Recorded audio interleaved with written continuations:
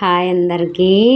ముందుగా అందరికీ శ్రావణ శుక్రవారం వరలక్ష్మి వ్రతం శుభాకాంక్షలు.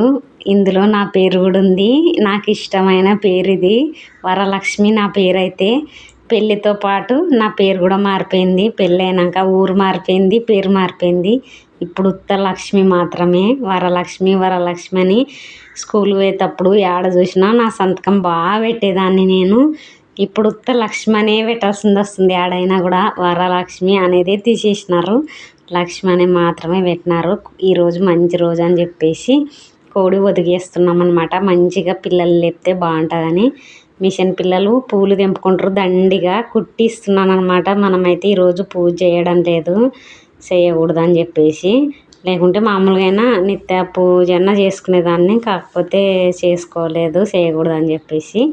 పిల్లలైతే పూలు కట్టిస్తున్నా, వాళ్ళకే పెట్టుకునేకనమాట. బాయ్. మరి నా వీడియో నచ్చింటే లైక్ చేయండి అబ్బా.